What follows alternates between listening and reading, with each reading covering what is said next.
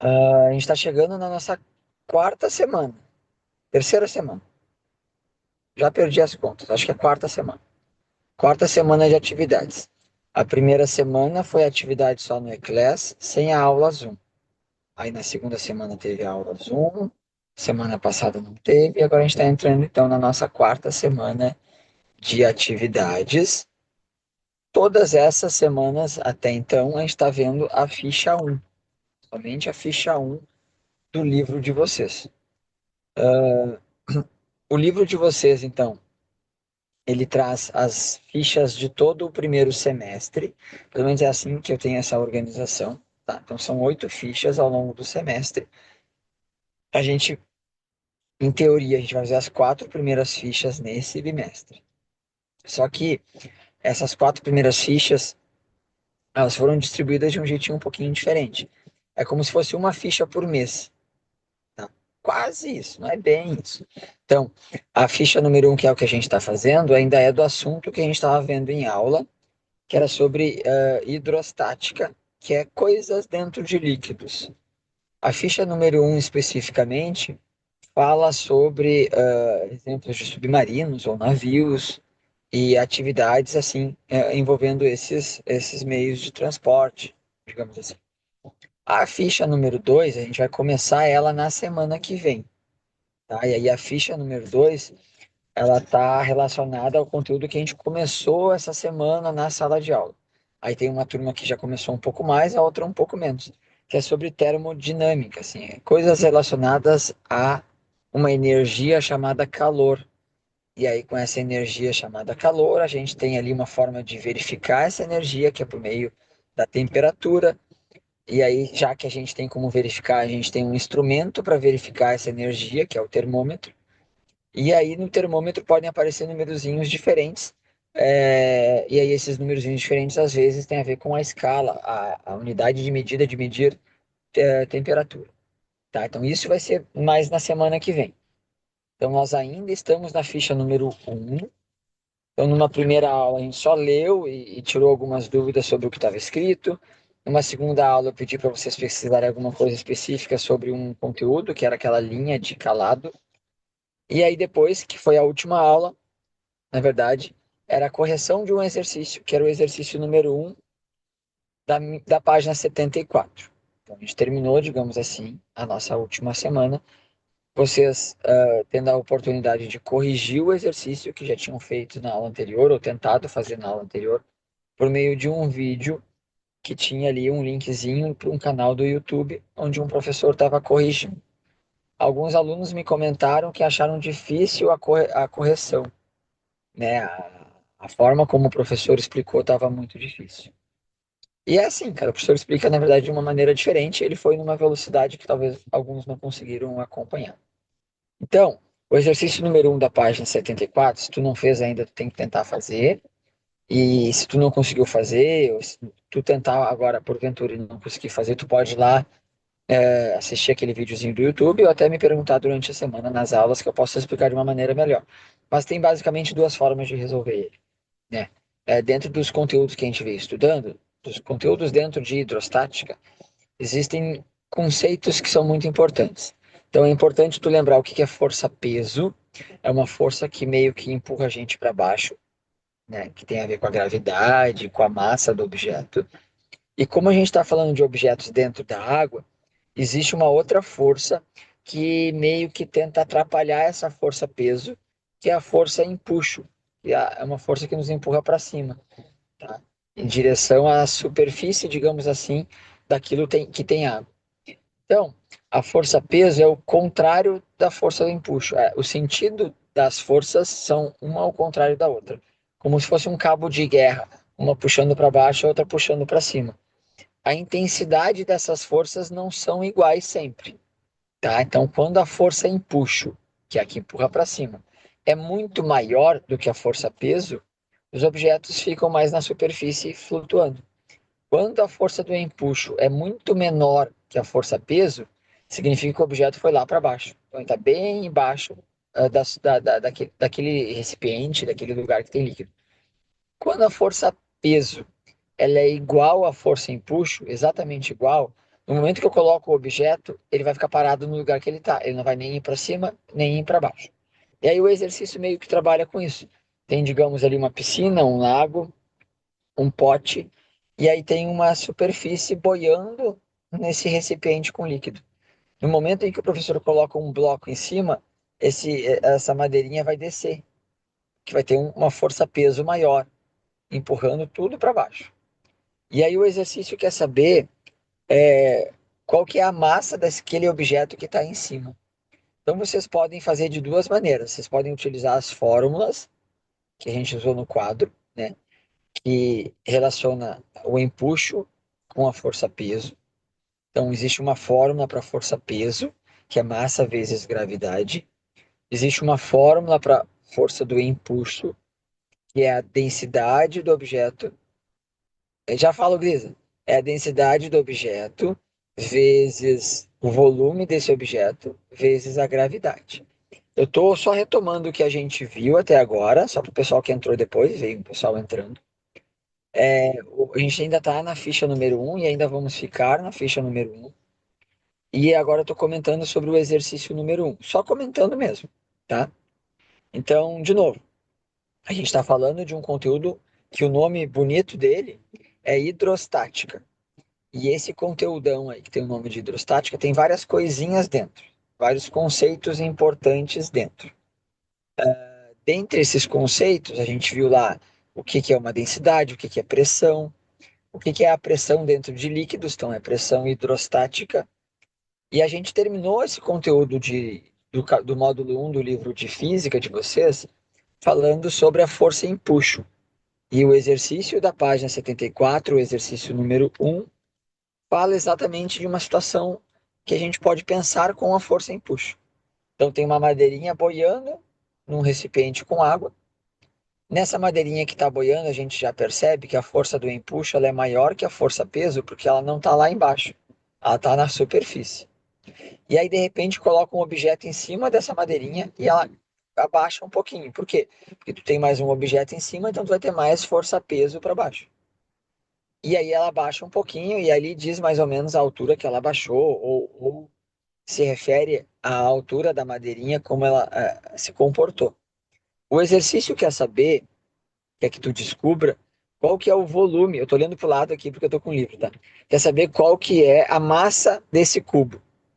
Então, a massa do cubo, eu posso pensar em chegar na resposta da massa do cubo, que é a letra M na fórmula, pensando na densidade, densidade igual a massa dividido por volume, ou pensando em seguir o caminho da força-peso, que é o caminho mais fácil para esse exercício.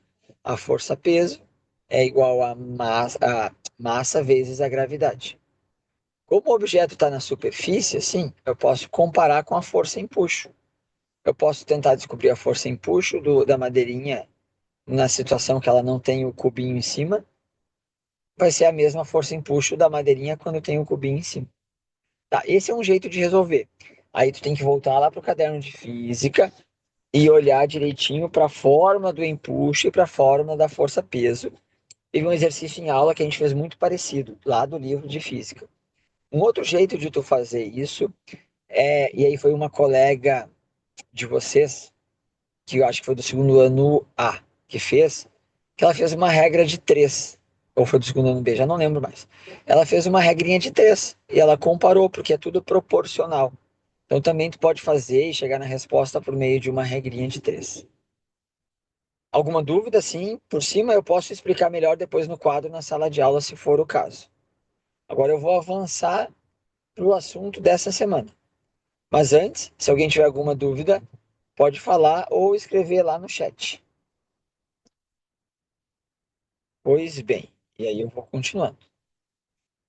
Na mesma página 74, tem o exercício 2, que é um exercício de Unicamp, que ele é bem mais complexo para fazer e tal, ele é mais difícil.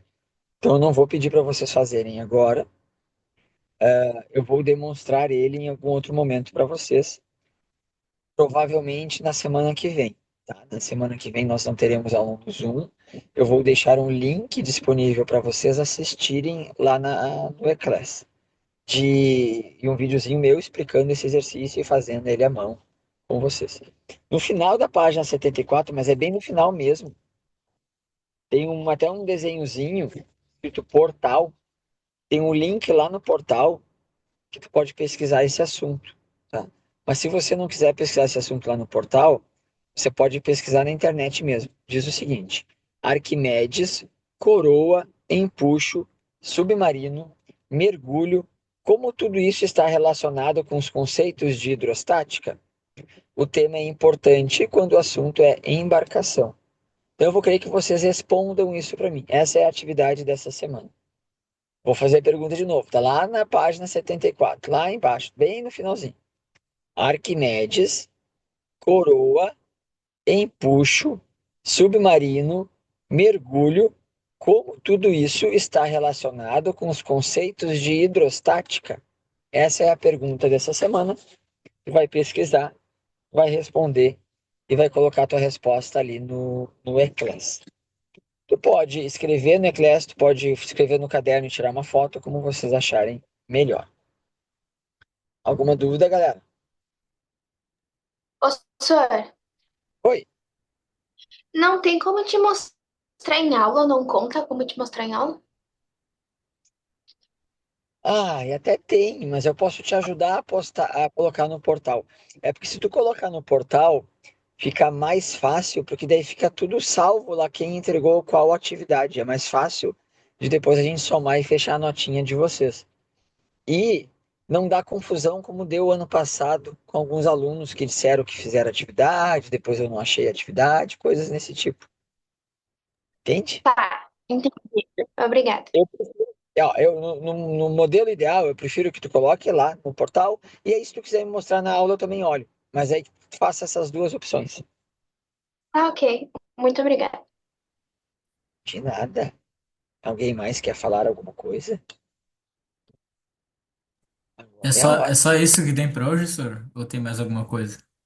É só isso que tem para hoje. Tá? De física. Daqui a 20 minutos vocês têm a próxima aula.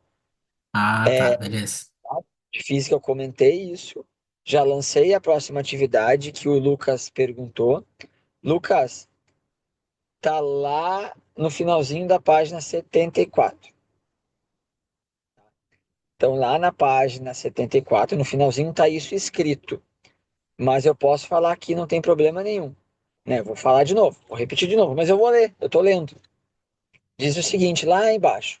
Arquimedes, vírgula, coroa, vírgula, empuxo, vírgula, submarino, vírgula, mergulho. São 5 palavrinhas que eu falei. Como tudo isso está relacionado com os conceitos de hidrostática? Essa é a pergunta. Eu estou lendo todas as perguntas. Eu vou responder agora ali, vou fazer algum comentário nas últimas atividades de vocês. Aí vocês podem ir acompanhando. Se tiver muito igual ao do coleguinha, eu vou saber. Só não vou saber quem fez primeiro. Aliás, até vou saber quem fez primeiro porque postou a atividade primeiro. Então, cuidado. Tá, galera? Essa aula também vai ficar salva, tá? Vai ficar gravada lá no Eclass para vocês assistirem depois. Mais alguma dúvida?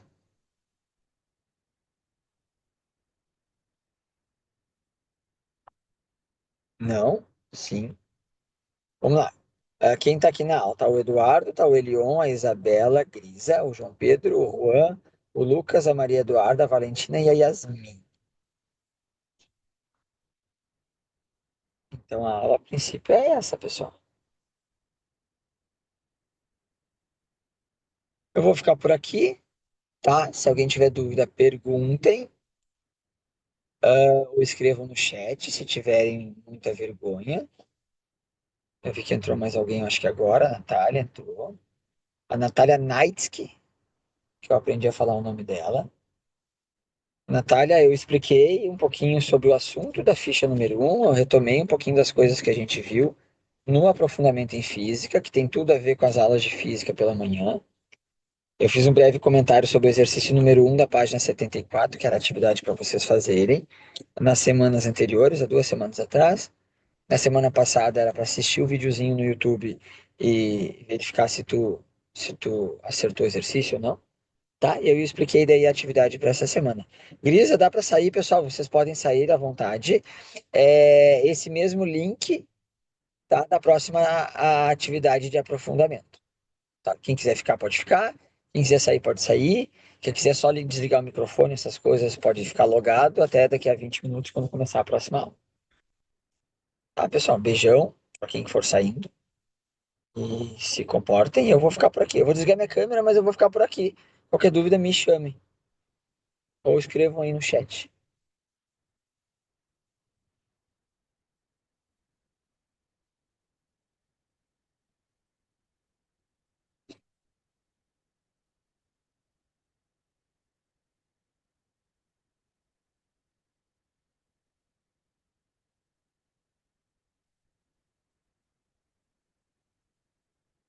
Rua, olha só. O vídeo vai ficar gravado depois, tu até pode assistir depois se tu quiser. Mas assim, se tu tem um livro, lá na página 74, bem embaixo, tá escrito o seguinte: Arquimedes, eu vou ler aqui, peraí. Arquimedes, coroa, empuxo, submarino, mergulho, como tudo isso está relacionado com os conceitos de hidrostática? Tem que responder essa pergunta. Pesquisar na internet, no portal ali do Eclés também tem alguns videozinhos, algumas explicações, vocês podem procurar por ali, ou pesquisar na internet e responder essa pergunta. A atividade da semana, então, é para responder essa pergunta que está no finalzinho da página 74, bem no finalzinho, embaixo à direita.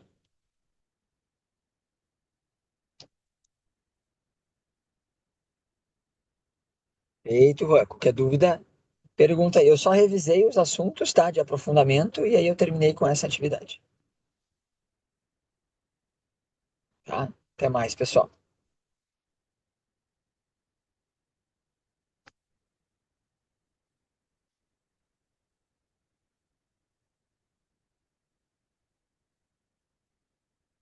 Tô por aqui ainda, caso alguém queira falar alguma coisa.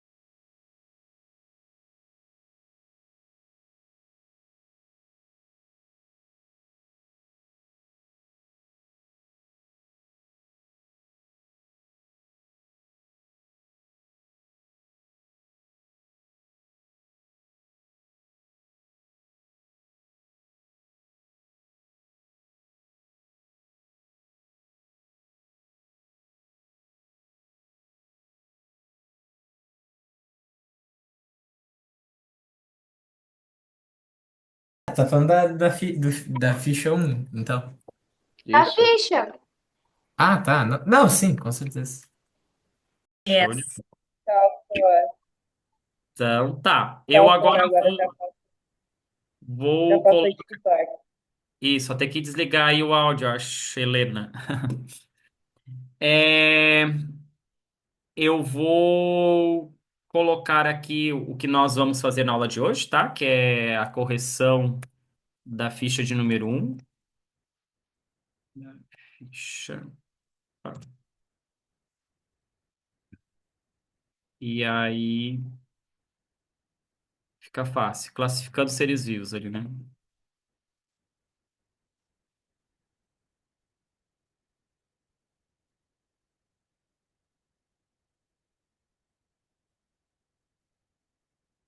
Só. Muito bem. Então tá, vamos para nossa aula de hoje. Aqui. Se você tem a sua apostila aí, né, e puder acompanhar, vai ser melhor. E aí, assim a gente vai esclarecendo alguma dúvida que porventura tenha ficado aí sobre o assunto, tá? Deixa eu só ampliar aqui.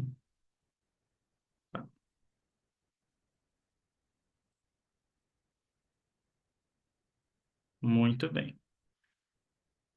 Então aqui a ficha de número um, estão todos enxergando? Tô conseguindo acompanhar certinho aí? E aí a gente vai Sim. trabalhando junto aí. Perfeito, tá? Então, ali vem falando um pouquinho sobre como é que funciona essa questão da classificação da vida, tá? Ali diz que o processo de classificação dos seres vivos tem como objetivo, né, preservar a natureza, conhecendo as características dos seres vivos que estão no habitat estudado e compreendendo o nicho ecológico e buscando formas de preservação e compreensão da estrutura anatômica e fisiológica, tá? O biólogo volta-se para a natureza em busca das espécies que podem ser usadas para benefício da humanidade e para o entendimento de como essa mesma espécie pode agir e interagir no ambiente, atuando na forma de preservá-la e promovendo a sustentabilidade necessária à sua própria sobrevivência. Ao compreender a estrutura bioquímica de cada ser, nós podemos o quê? Classificá-lo e dessa forma então mapeá-lo, tá? E aí nós temos algumas considerações aqui, né? Sobre essa ideia de classificar, né? Então, ali fala que classificar torna eficiente a busca por informações de interesse tecnológico a respeito de várias espécies dos seres do planeta. Não podemos descartar a ação antrópica, lembrando que o humano sempre ele pode estar, né, agindo de forma não apenas a ajudar, mas também a prejudicar, né, os ambientes envolvidos. E com isso, o ser humano então vai atrapalhar o processo de pesquisa de uma determinada localidade agindo de maneira descuidadora e, em alguns casos, não planejada. É muito comum ouvir e ler sobre queimadas, desmatamento e outros incidentes.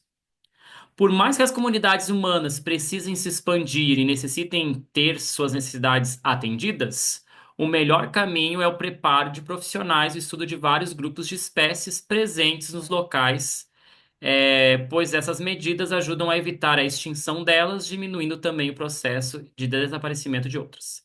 Para classificar os seres vivos, cientistas usam diversas informações, desde aquelas referentes a seus habitats até sua composição bioquímica, genética, para índices taxonômicos mais precisos. Nesse sentido, as informações precisam o quê? Ser organizadas. E aí vem quem? O Linneu, né, que eu comentei com vocês, daqueles quatro cientistas, enfim, que trabalharam com esse termo de organização. A gente começou lá com Aristóteles, não sei se vocês lembram, né? A gente trabalhou um pouquinho sobre Teofrasto, trabalhamos o Agostinho, né? Que até eu brinquei com vocês, da grande família, o Agostinho Carrara. E depois, para resolver todo o problema, sempre vem quem? O popozão lá, que, como dizia no programa, que é o Linneu, para tentar salvar, então, a situação que o Agostinho havia colocado antes, onde ele havia classificado os seres vivos em o quê? Úteis, nocivos e indiferentes. Lembram dessa aula? Pois bem, então aqui diz que o Linneu foi o cientista que iniciou esse tipo de organização, né? Inúmeros outros cientistas contribuíram para contemplar o maior número de critérios na elaboração de catálogos taxonômicos. Então, o Linneu ele deu essa partida em relação à classificação dos seres vivos e depois, com o passar do tempo, né, outros cientistas vieram ali e acabaram colaborando e aprimorando um pouquinho mais essa questão de categorias taxonômicas. Lembrando que ah, na primeira classificação ali descrita por Linneu, não existia as categorias filo e nem família. Os dois Fs ali, né, do Reficofage não haviam sido colocados ainda nos critérios de Linneu. Aí depois outros cientistas acabaram, né, colocando essas outras duas categorias aí em termos de classificação. E aí vem a pergunta número um. Afinal, quem deveria chegar primeiro em ambientes naturais? O que vocês acham? Um madeireiro ou um cientista? E aí vem a pergunta: Cientista. por que o cientista deveria chegar primeiro, Eduardo? Estudar o ecossistema. Ele estudar o ecossistema a fim de quê? Sei lá, ajudar a proteger a biodiversidade. Ah, olha aí, Eduardo. Eduardo bem preparado, hein? Muito bom. Ajudar o quê? A prevenir ali ou a questão da biodiversidade do local. Como na realidade todo mundo sabe que é um madeireiro, né? Aquele que vai extrair o quê? Madeira do ambiente.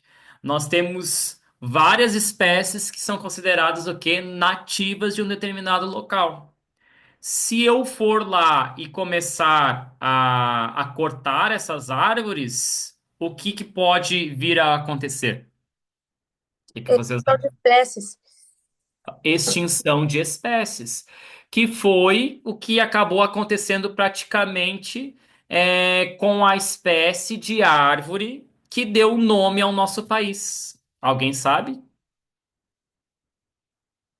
qual a Pobre. espécie? Pau-brasil. Pau-brasil? Brasil, senhor. Perfeito, pau-brasil.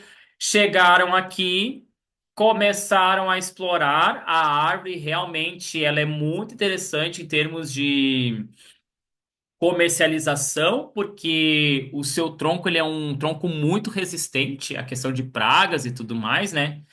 E aí começaram então a fabricar móveis, né, a partir do pau-brasil e hoje praticamente são espécies raras assim que se encontra, né, em uma região ou outra devido à autoexploração.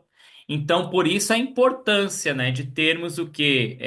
Botânicos, ecólogos, enfim, né, zoólogos que participem desse processo mostrando, bom, aqui nós podemos trabalhar, podemos explorar, já que ela lá não, justamente por ser uma espécie mais rara, enfim, né, que está em perigos de extinção.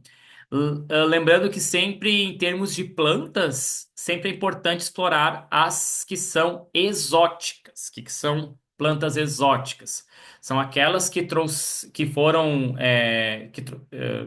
trouxeram, na verdade, de outras regiões, de outros locais, que se adaptaram muito bem aqui, mas não são consideradas espécies nativas, né? Então, é o caso do pinheiro. Pinheiro é um bom exemplo, né? Então, é esse tipo de material que deve ser utilizado e trabalhado nesse aspecto, tá?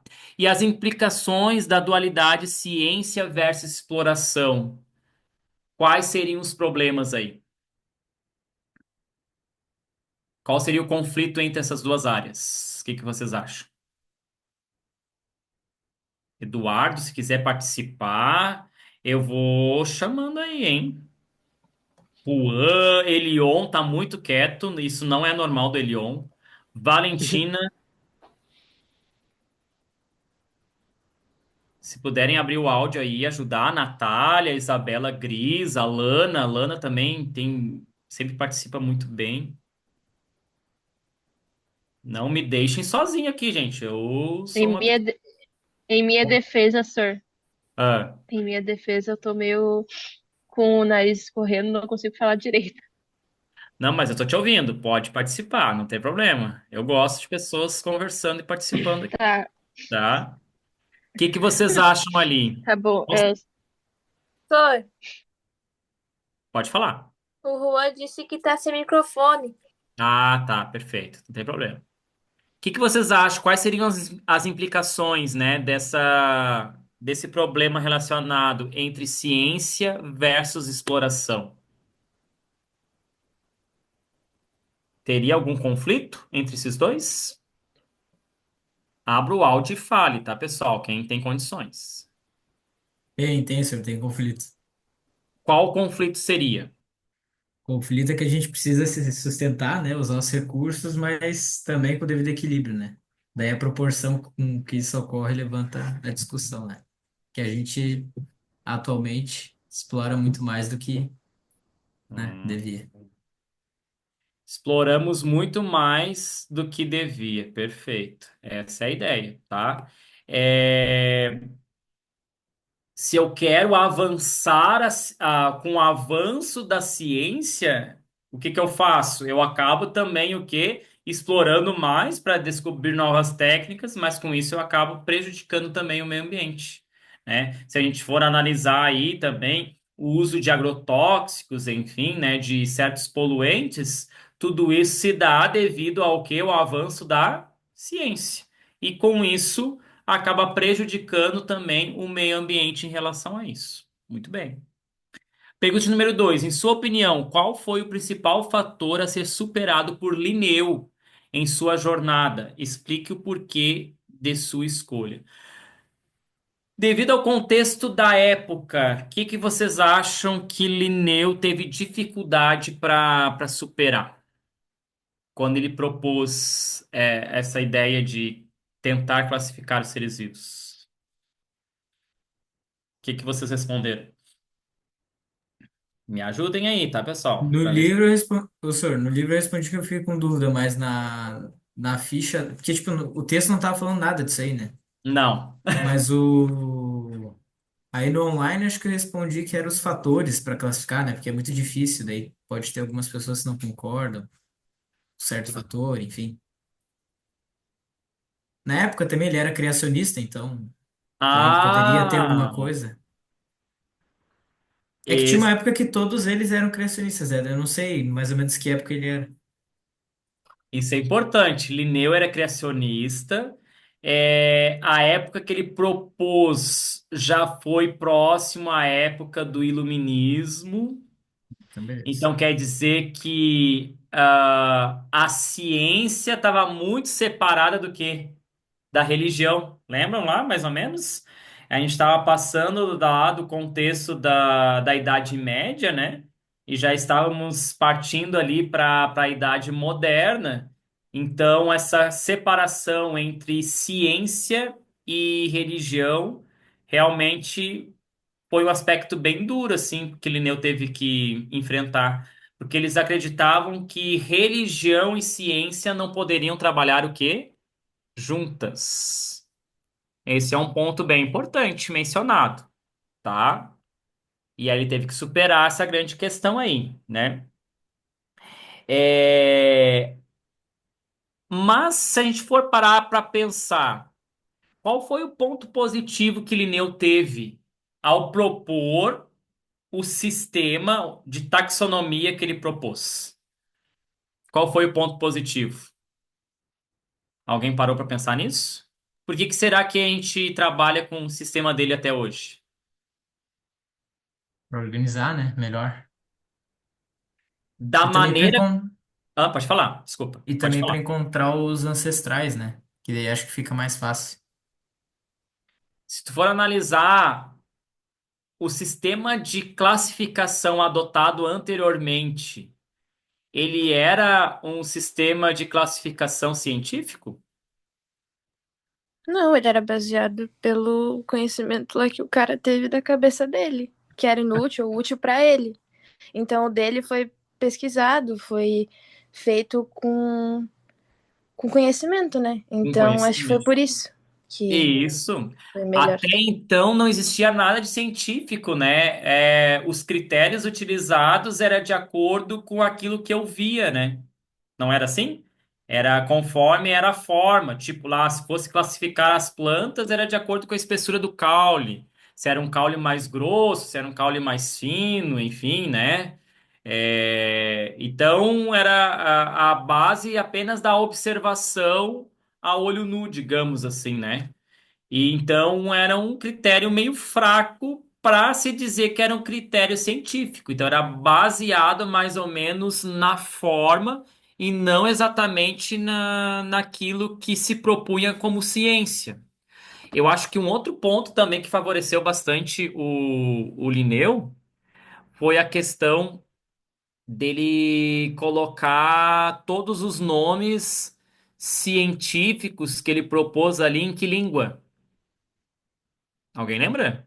Latim. O latim, que é considerado uma língua morta, então o momento em que eu descrevo qualquer organismo dentro dessa língua aí, é possível sofrer alteração? O que que vocês acham? Não. Não. Então ele pensou muito bem, né? Ele estabeleceu algo que futuramente não poderia ser o quê? O mal interpretado, né? Porque eles não iam mais. É uma língua morta, então ela não ia É estar uma língua evoluindo. morta, então não teria, não sofreria alteração, né? Então, muito bem estabelecido. Então, acho que esse foi um critério bem utilizado aí por Linneu que deixou com que a classificação proposta por ele fosse bem estabelecida, né? Então, embora o que o Elion falou ali antes, ele deve sim ter sofrido alguns preconceitos, né? Justamente por ele ser criacionista e E aí ele deve ter realmente enfrentado alguns problemas com os evolucionistas da época, tá? Muito bem, vamos então para a nossa terceira pergunta. A terceira pergunta diz o seguinte: o que você pensa sobre o fato de Linneu ter sido um criacionista? Crer em Deus poderia tornar o cientista um profissional de segunda categoria? Pesquise como a imprensa tem visto a ideia de cientistas criacionistas atuando no meio acadêmico. E, em sua opinião, essa ideia é coerente? Volto à pergunta: será que existe uma separação entre a ideia da ciência e religião, de tu ser criacionista, acreditar em Deus? Ou realmente as duas têm que andar separadas? Elas não conseguem trabalhar juntas? O que vocês responderiam nessa questão? Será que por Linneu ter sido criacionista, as ideias dele propostas não seriam válidas? É com vocês. E aí, Eduardo, Elion, Yasmin, o que vocês É, responderiam, né? é a vez do Eduardo, senhor. Vez do Eduardo. Eduardo, o que tu respondeu nessa? Ou Yasmin, se quiser colaborar, Valentina. Ô, senhor, eu respondi que na verdade não atrapalhou em nada, e sim até ajudou um pouco. Que eu tava fazendo umas pesquisas no dia. Por que ajudou, Ah, eu não Edu? lembro, senhor. Não lembra por que ajudou? Alguém pode ajudar o Eduardo agora a lembrar? Posso ler o que eu botei aqui, senhor? Professor, eu tinha colocado. Pode ler. A crença de Linneu no criacionismo não tomou um cientista de segunda categoria. Na verdade, sua fé e sua visão de mundo coexistiam com seu trabalho científico. Ele fez contribuições fundamentais para a biologia e a taxonomia. Foi isso que eu botei. Isso, na verdade ele acabou contribuindo com a ciência. É interessante, né? Ele era criacionista, mas ele acabou contribuindo para a ciência, o avanço da ciência, que é sistematizar, né, uma configuração de classificação que antes não existia antes. Achei boa a resposta. Lana, tu ia falar, Lana, pode falar. Eu ia dizer que, tipo, desmerecer o que ele disse, o que ele estudou e o que ele descobriu por causa da religião deles, mostra como as pessoas pensam que a religiosidade afeta diretamente sua intelectualidade e, na verdade, meio que um não interfere no outro. Você crer em Deus não te torna mais burro ou mais inteligente, só te torna religioso. Então não afetaria o que ele descobriu. Ele É, descobriu algo que até hoje é usado e que é comprovado. exato. Então, essa questão de eu ter uma religiosidade não interfere no meu conhecimento. Um ponto muito importante, até se vocês forem parar para pensar, é essa ideia de que a religiosidade atrapalha o avanço da ciência, ela veio justamente por causa da Idade Média. Vocês pararam para pensar nisso? Porque durante a Idade Média foi considerado que a Idade Escura, onde as pessoas não podiam ter acesso ao conhecimento, lembra disso? E eles atribuíram muito essa questão da religiosidade, que a religiosidade que atrapalhava no avanço da ciência. Mas, na verdade, não era a religiosidade em si, mas sim o sistema religioso imposto na época. São coisas diferentes. Tanto é que hoje, se tu for analisar, existem grandes cientistas aí que são criacionistas e que contribuem muito para o avanço da ciência e que talvez, se não existisse o conhecimento deles, as pessoas estariam atrasadas no tempo até hoje, né? Então, uma coisa não interfere na outra.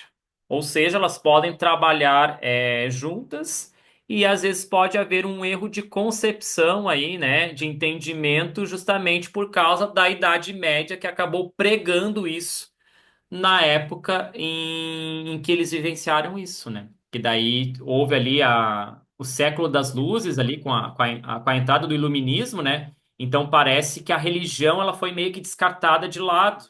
Mas se a gente for parar para pensar, não é bem assim que funcionam as coisas, né? Realmente foi os opostos, né? Os extremos. Naquela época, Pode falar, Naquela Lana. época a igreja achava que a religião pudesse. Naquela época a igreja achava que o conhecimento podia atrapalhar na relação com Deus e hoje acham que a ciência acha que a sua relação com Deus pode atrapalhar a ciência. Então não mudou nada, só mudou o que acho. Exatamente, só inverteram as Tipo, é a mesma posições. ideia. É a mesma ideia. Muito bom. Quem fez uma pesquisa aí em relação à vida e à obra de Linneu? E o que que vocês descobriram e que poderiam compartilhar aí, que seria a pergunta número 4. Se puder abrir o Ago- seu áudio e falar, melhor. Agora é a vez do Leon, senhor. Vai, Elion. Eu vi que o Linneu foi pioneiro na reprodução sexuada das plantas. Olha aí. Além desse campo da organização de filo, espécie, enfim, Aham. ele também era interessado na reprodução das Reprodução plantas. das plantas. Então ele ajudou nessa parte da botânica, então, a princípio aí, né? Bastante, pelo que eu vi. Bastante. Olha que interessante. Ó, e hoje a gente estuda muito sobre a questão dessa parte reprodutiva, né? Do reino das plantas. E querendo ou não, é muito complexo. Vocês vão ver esse ano. A gente vai estudar bem a fundo essa parte de reprodução das plantas e não é uma coisa muito fácil de entender, tá? É vários detalhezinhos ali.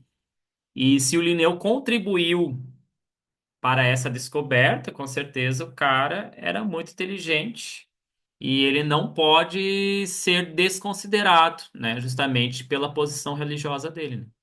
Muito bom. Alguém mais descobriu alguma coisa sobre Linneu?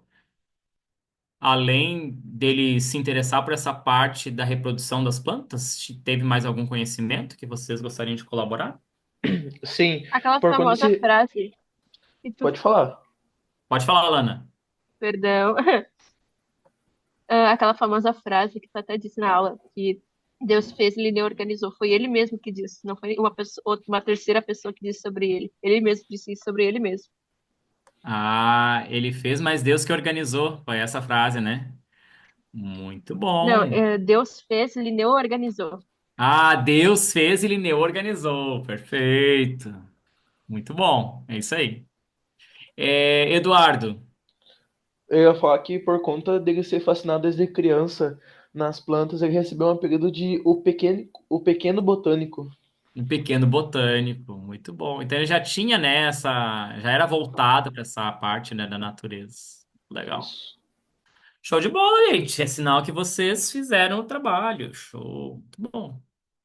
Agora a gente vai entrar numa parte da ficha que vai ser bem utilizado por vocês aí, né, na prova, e aí a gente vai trabalhar um pouquinho mais agora, tá? Que seria exercícios relacionados a essa questão. Vou botar aqui um pouquinho mais para baixo. Isso. Aqui na pergunta de número 1, diz o seguinte. Um zoólogo encontrou uma nova espécie de animal para a ciência e resolveu descrevê-la com um nome científico ali, né? Calis panipitus. Não sei se se pronuncia assim, mas enfim, é a forma como eu estou lendo, tá? Por que que ele denominou essa espécie com dois nomes? Essa é a pergunta, tá? Por que que foi com dois nomes? E aqui a letra A diz, porque já existia outra espécie denominada Calis, assim a nova espécie precisava de um segundo nome. Ele denominou porque é uma espécie nova e, segundo as normas de nomenclatura utilizada pelos zoólogos, espécies novas necessitam de pelo menos dois nomes para se distinguirem das espécies antigas. C. Porque nas normas de nomenclatura utilizadas pelos zoólogos, as espécies são referidas sempre por dois nomes, quando pertencem a um gênero, ou três, quando pertencem a uma família. Letra D, porque esse animal é um vertebrado e somente no caso dos vertebrados são necessários dois nomes pelas normas das zoológicas. Ou letra E, porque nas normas de nomenclatura utilizados pelos zoólogos, as espécies são denominadas por dois nomes. E aí, cara estudante, o que que você marcou quarta questão da prova unificada. Tô brincando com vocês. Mas o que que vocês marcariam nessa questão aí, como resposta? Letra E. Opa, não A ouvi última. a última Letra E. letra E. Por que que tu chegou nessa resposta? Porque é a regra que foi criada por ele, da regra do nome, que era binominal, né, acho que chama, que Isso precisa aí. dos dois nomes para especificar.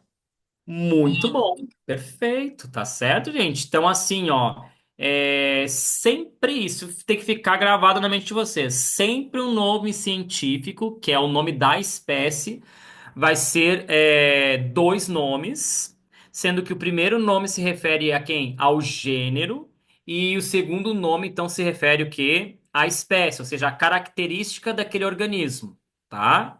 E isso foi estabelecido já por Linneu desde o início, tá? Não foi qualquer zoólogo ali, né? Mas desde o início, essas normas já foram pré-estabelecidas. Alguém marcou alguma alternativa diferente? Ou todos marcaram a mesma? Que Eu, daí a gente mar... pode- eu marquei A, mas eu vi que tá errado. A letra A, porque É, já existia outra espécie denominada Calis.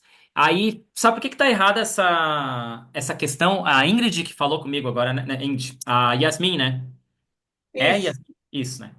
A Yasmin é o seguinte: eu posso dizer que espécie, que cális é espécie? Não, Que cális é? não é gênero. É gênero, por isso que a letra A tá errada. Tá dizendo, Ah, ó, porque já existia outra espécie denominada cális. Não, cális não é espécie. Cális é o quê? eu não prestei atenção nessa parte. Tem que estar bem atenta. São pega-ratões. Sempre quando falar sobre o primeiro nome se refere apenas a gênero. E aí, se tiver os dois nomes, o segundo nome vai é o tal epiteto específico que a gente chama, né? Que é daí relacionado à espécie. Fechou? Dúvidas? Todo mundo entendeu a questão? Beleza, vamos partir para a próxima então. A questão de número 2, barbadinha essa, hein, gente? Com base no sistema hierárquico proposto por Linneu, assinale a sequência que apresenta a ordem decrescente correta das categorias. Se a ordem é decrescente, é do maior para o menor ou do menor para o maior? Maior para menor? Do maior para o menor, tá, gente? Sempre quando for decrescente, estou decrescendo, ou seja, estou diminuindo. Então vai ser do maior para o menor. Cuidem isso na hora da prova. Se perguntar em ordem crescente, daí é no caso do menor para o maior. Das alternativas ali propostas, qual seria a correta? Letra A, B, C, D ou E? E. A Letra última. Letra A E. última, letra E, porque eu sei que é raio forte caiu ontem, fazendo grande Estrago. estrago. Isso. Ou, se vocês quiserem utilizar a sigla Reficofage, também está certo, tá? Então, reino, filo, classe, ordem, família, gênero, espécie, tá? É bem barbadinha essa questão aí, né? Resposta certa, letra E. Na questão de número 3 foi dado para vocês duas figuras, tá?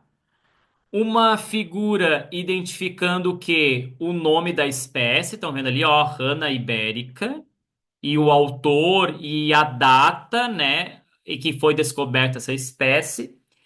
E na figura número 2 está mostrando que as categorias taxonômicas, tá? Propostas ali por Linneu. E aí vem a pergunta: em qual delas é possível analisar os critérios de classificação das espécies taxonômicas? Em qual delas estão os grupos em que são classificados os seres? O que que vocês responderam? Em qual das figuras vocês acham que a gente consegue observar os critérios de classificação de uma espécie? A figura um. A figura um, perfeito. O critério de classificação também direitinho ali, ó. Mostrando que o primeiro nome se refere a um gênero e que o segundo nome se refere o quê? À espécie.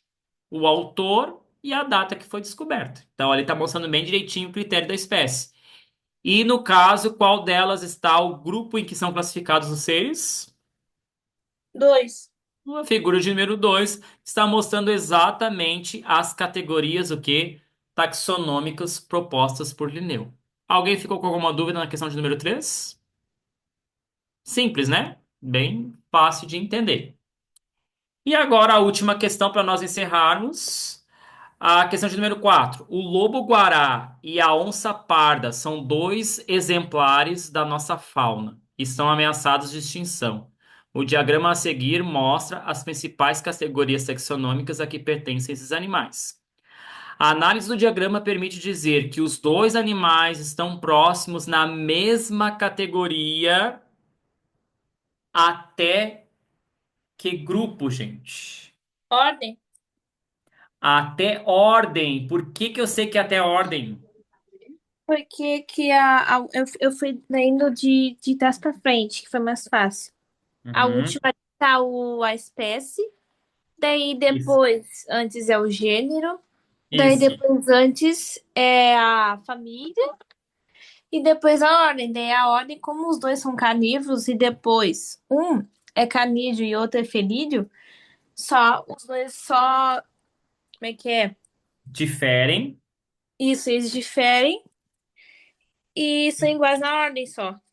Eles diferem na família, é isso, né? A E, família de um é a família dos canídeos e a e- família do segundo é dos felídeos, mas a ordem é a mesma, no caso, carnívoros. isso. Parabéns. Essa é a ideia. E aí, se a gente for ver, ó, a ordem é a mesma. Se vocês forem observar aqui também, a classe, né, é a mesma, porque eles são mamíferos. O filo é o mesmo, né, porque o filo é dos cordados, quer dizer que eles têm coluna vertebral. A única coisa que eles vão diferir mesmo, que eles vão ser diferentes, é na questão de família, tá? Mas a ordem é a mesma. A ordem são a ordem dos carnívoros. Muito bom, pelo visto eu percebi que vocês entenderam bem direitinho. Ficou alguma dúvida da ficha de número um da apostila de vocês? Não? Nenhuma, senhor. Nenhuma? Perfeito, gente. Então a gente encerra a aula por aqui. Obrigado pela participação de vocês. E o objetivo da nossa próxima aula azul, então, é fazer a correção da ficha de número 2. Que quem ainda não postou, lembre que tem até hoje, né, se não me falha a memória, às 23 horas e 59 minutos para poder postar aí e aí depois na próxima aula a gente poder fazer a correção. Tá bom? Um abraço para vocês, tudo de Ô, bom. senhor. Pode falar, meu querido.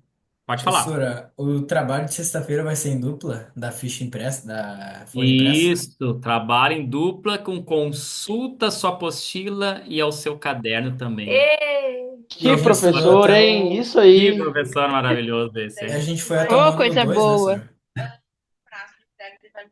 Tudo certinho, então, gente? Um abraço a vocês, tudo de bom. Tchau, tchau. Sim. Falou, senhor, Ô, falou. Oi, pode só falar, pode antes. falar, pode Ago- falar. Agora, a atividade para esse fundamento é a ficha 3, né? Não, na verdade, vocês têm até a ficha 2. Aí na próxima quarta-feira eu vou lançar para vocês a ficha de número 3. Porque uma Então, aula essa semana não vai ter nada. essa semana a aula já foi essa, que foi a correção da ficha de número um. Então vocês não têm Nada é atividade muito para fazer em forte, casa. assim, pra dizer. Então, Nada não é vai uma... ter nenhuma ficha para entregar. Nada é Que muito Pô, coisa forte. Não, boa. não. Só foi a correção mesmo. A aula é tipo uma mentoria. É tentar ver aonde vocês erraram e o porquê que erraram. Tá? Então sempre as aulas um vão ser esse objetivo. Tá bom. Repetição daquilo que já foi passado na aula anterior. Tá bom? Feito então, gente. Um abraço. Ok. Ô, Um coisa boa. abraço. Tudo de bom para vocês aí. Tchau, Valeu. senhor. Tchau, tchau. Senhor. Pode falar. Tchau, senhor. Ah, tchau. Tchau, Natália. Tudo de bom. Reitoria, Tchau, senhor. senhor. Abraço, abraço. Tchau, tchau. A Mari já tá ali, ó, querendo meu pescoço, né? Louca pra dar aula. Tá, só tem que ver como é que eu saio aqui. No cantinho de baixo, à direita, tem leave. Vai na Ah, portinha, senhor. Vai na portinha. obrigado, Mariellen. E os demais Mas que pode ficar aí, vamos estudar química um pouquinho, Thiago. Acho que não. Tu não tem nada melhor para fazer, Thiago. Vamos estudar química. Tá certo, um RS. abraço aí. Fica pra próxima, Maria. Então tá Eu bom, posso, vou cobrar. Tá bom, tchau. senhor, eu posso sair junto com ele? Fica à vontade. Fica à Não, brincadeira, vontade. tô zoando. Ah, Oi, Zora. Bah. Tudo bom, Vontade dá, mas querida? não dá. Mas não dá. Olá, vamos sofrer? vamos Vocês ver a já Vamos. matéria que a viram? Cris não passou? É, exatamente, vamos sofrer. Por isso que eu tô Vamos embora. dizendo, se não estão afim, gente, podem sair, mas eu gostaria que vocês ficassem. Eu vou Eu me gravar lembro. a aula, tá? A aula já está sendo gravada, eu vou postar lá, mas antes eu só vou anotar o pessoal que está aí para a gente começar rapidamente a nossa aula. Deixa eu botar aqui o Eduardo, do segundo B, a Yasmin, a Lana. Vai ficar mesmo, Lana? Vou que eu tenho que ficar boa em química até o final do ano, senhor. Meta. Isso aí. Mas não vai ser difícil, tu vai olhar, tu vai ver. Juan, Natália, Cassiano, o JP, Abraão.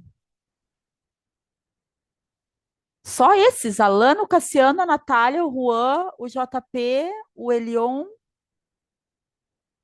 a Alana, a Yasmin e o Eduardo. Ai, a Valentina. História tá esquecendo de mim.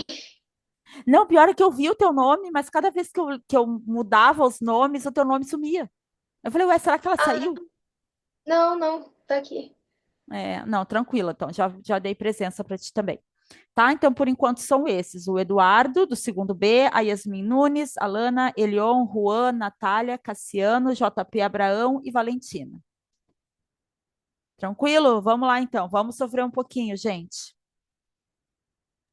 Zora, Fala, amada. eu me lembro da senhora de ter, nas aulas de matemática que a senhora falava, vamos se divertir. O que que eu falava? Vamos se divertir com os números. Vamos nos divertir. Exatamente. Agora a gente vai se divertir com coisas legais também. Afinal de contas, química é igualmente legal a matemática. Ai de vocês que pensem o contrário. Ô, Sora, a Senhora, senhora... eu gosto de química, só acho difícil. Eu acho matemática mais difícil. Sora, Fala, querida. a senhora pegou do primeiro ano. Ah, A senhora eu pegou o peguei, slide eu no peguei ano. do primeiro ano. Aham. Era a aula que eu dei do ano passado para vocês. É verdade. A senhora falou que ia revisar. É, o pessoal pediu, estou aqui para torturá-los. Voltamos ao ano anterior. Não, isso aqui é a apresentação de vocês. Eu sei que para uma turma eu consegui terminar, só falta a gente treinar algumas coisas. Então eu reduzi essa apresentação, tá? Não é a apresentação que eu passei para vocês no ano passado, eu reduzi para nós focarmos melhor no que é importante. Por quê? Porque quando a gente estava estudando estequiometria, agora fazendo os exercícios em aula, tem alguns exercícios que eles não dão a reação química, que eles falam os nomes dos compostos. E se vocês sabem ligações químicas, vocês sabem escrever as fórmulas químicas. Então, isso aqui é base também, além das funções inorgânicas que a gente vai ver depois. Isso aqui é base para vocês conseguirem escrever uma reação química, tá? Ô, Então a Sora, gente vai voltar. Fala, amada. na prova vai ter a tabela? Não, não sei. A prova, tu tá dizendo o trabalho de sexta-feira? Não, prova A mesmo. prova, a prova provavelmente vai ter. Mas se não tiver, eles põem as massas, que nem eu fiz no trabalho, e que nem eu vou fazer Ah, com outro tá. trabalho agora do segundo ano. Tá, gente? Vocês Tá. não têm que decorar esse tipo de dado, imagina. Ou vai ter a tabela, Pois é, ou o próprio exercício traz os dados que vocês precisam, tá? Não te preocupa com isso, tá bom. tá Obrigada. bom? Imagina, vamos lá. Para que que os átomos fazem ligação química? Fazem ligação química porque a eletrosfera deles é instável. que é eletrosfera? Eletrosfera é aquela parte que fica em volta do núcleo, onde a gente tem os elétrons organizados em camadas. Essa é a eletrosfera. O que a gente chama de um átomo estável? Aquele que tem 8 elétrons na última camada, tá? Então, todos os elementos químicos, eles fazem ligação química para poder ter 8 elétrons na última camada, com exceção dos gases nobres, que não precisam fazer ligação química, porque eles já têm 8 elétrons na última camada, e com exceção do hidrogênio e do hélio, né? Porque o hidrogênio e o hélio só tem uma camada eletrônica. Então, só aguenta 2 elétrons. Então, tanto o hidrogênio quanto o hélio, eles conseguem ficar estáveis com 2 elétrons apenas, tá bom? E aí, quais são as ligações químicas que a gente estudou? Ligação iônica, covalente e metálica. O que vocês têm que saber, então, na cabeça de vocês, antes de trabalhar especificamente com as ligações? Gases nobres são estáveis, comentei. A teoria do octeto é que a última camada, ou seja, a camada de valência, precisa ter 8 elétrons, tá? E aí a gente começa com as ligações iônicas. Ligação iônica, o nome já diz, é entre íons. O que é um íon? É um átomo ou um conjunto de átomos que tem carga elétrica, ou positiva ou negativa, tá? Aqui eu coloquei metais e não metais, mas não é só isso, porque eu vou dar um exemplo aqui para vocês. NH4OH. Que função é essa que vocês estudaram no ano passado? É uma base, prof. É uma base porque está terminando em OH. Porém, essa base, esse hidróxido de amônio, é um composto iônico. Porém, aqui não tem nenhum metal. Porém, eu tenho um cátion e um ânion. O amônio é positivo, a hidroxila é negativa, tá? Então, à medida que a gente for estudando, quando a gente passar para o outro conteúdo, eu vou dar para vocês uma lista de alguns ânions que vocês têm que saber que são ânions ou cátions, tá? Porque caem muito.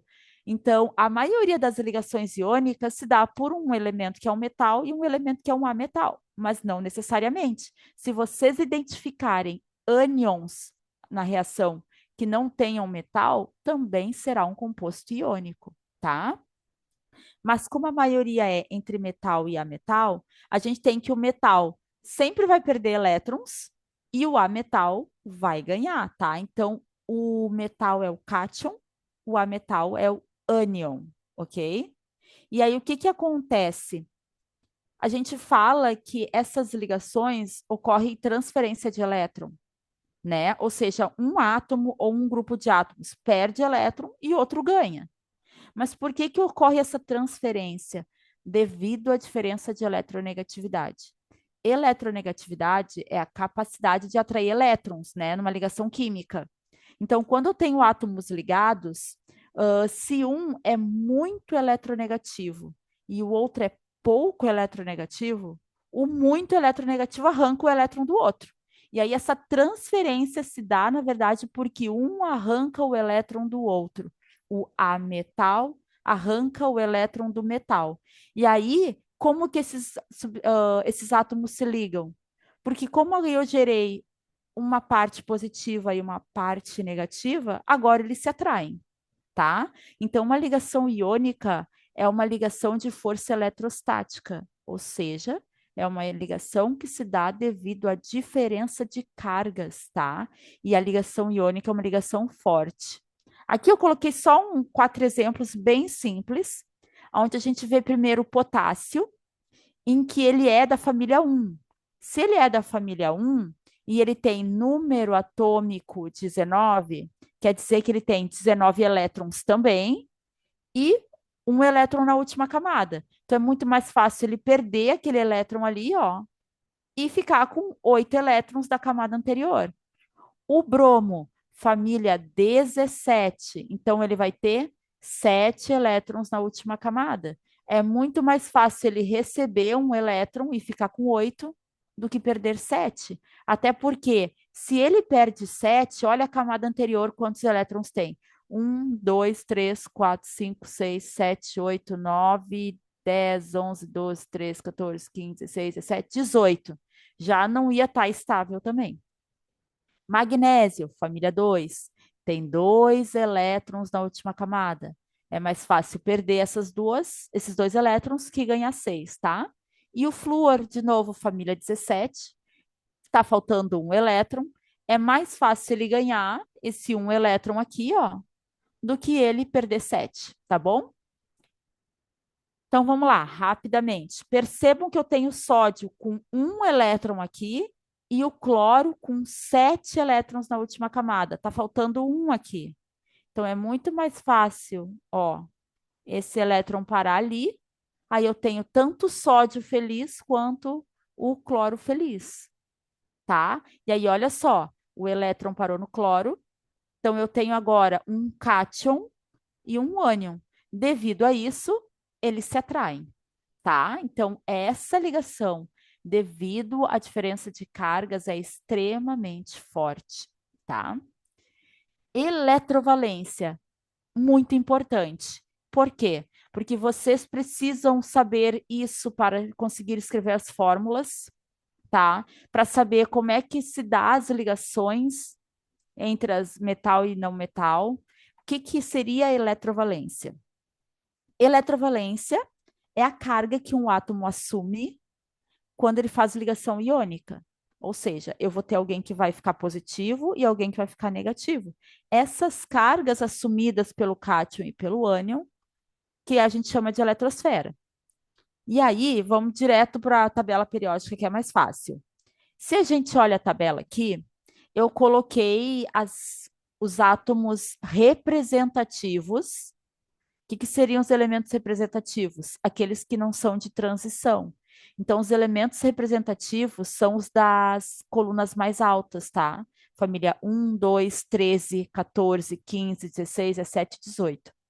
Então, as eletrovalências que a gente pode definir são essas, as da família das colunas laranjas. Família 1 tem um elétron na última camada, então ele perde um elétron. Fica com eletrovalência mais um. Família 2 tem 2 elétrons, perde esses 2 elétrons.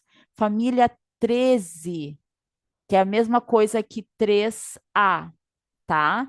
Ela perde 3 elétrons. A família 14 ou 4A está bem no meio do caminho, então a tendência desses componentes todos aqui é formar a ligação covalente, o que não quer dizer que eles não façam também ligação iônica, mas é raro, tá?